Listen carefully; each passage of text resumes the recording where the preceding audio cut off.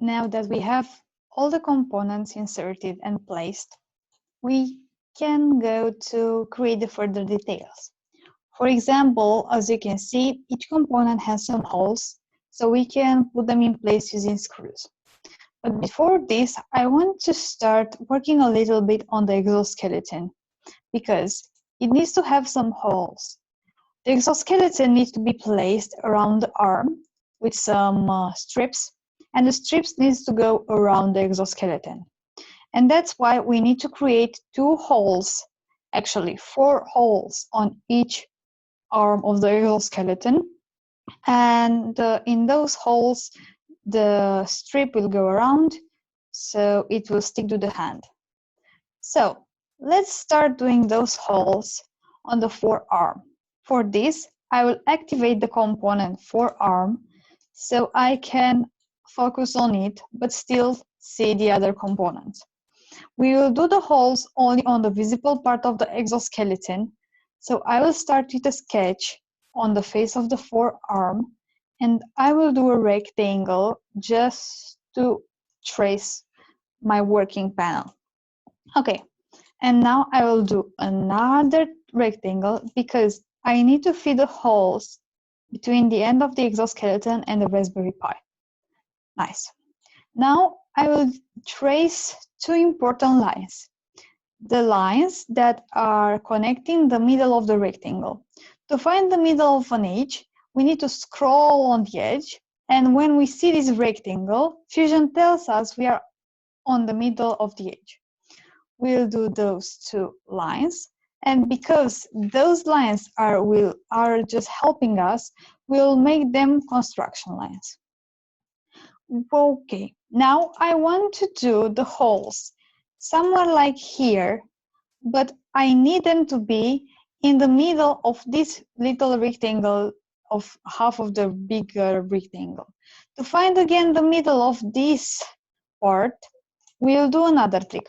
We'll trace the diagonals, and then we will go from the middle of from the intersection of the diagonals perpendicular on the edge. And here is the middle of the edge. And because we don't need for our holes those lines, I will make them construction lines. Okay, now I need another thing. My holes need to have 2.5 centimeters. I need to measure the distance between this and that, and it is 40.7. Okay, good. I will use a little bit the math. So I will trace from here to here. And I will do minus 25, because this will be the size of the hole. And I will divide by 2 after I'm putting some parentheses. So doing this, I can find out the measurement of the margin that I need to use. So I will trace the hole correctly. I'm clicking OK. And I will do the same thing here. Okay. And now I can start from this point to that point to draw my hole. And as you can see, I have the exact dimension that I need. But before this, I want my hole to have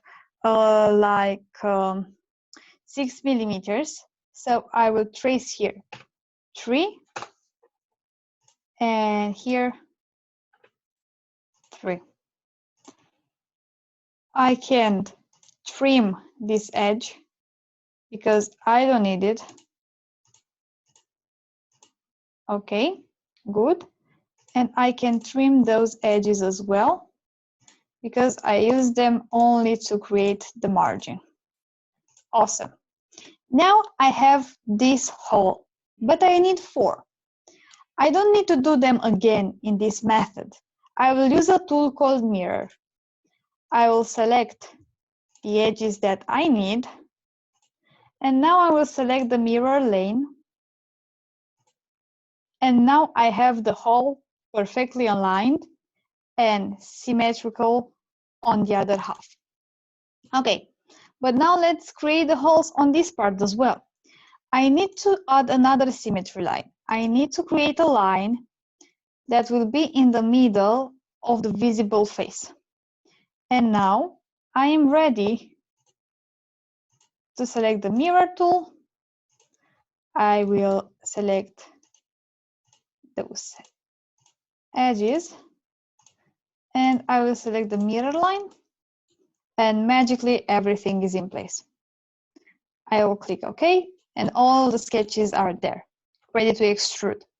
Why I prefer this method instead of making by hand all the faces? I prefer it because if I'm doing changes on the initial sketch, if I'm resizing it or moving around, all the faces will change in the same time. So I need to do changes only on one hole. The idea for this model is that all the holes need to be the same.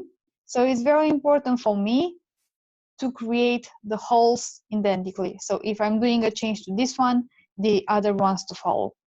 Everything is done. I will click Finish Sketch. I will go to Sketches and rename my sketch because this is very important. So holes for bands. I will click Finish Sketch again. And now I am ready to extrude.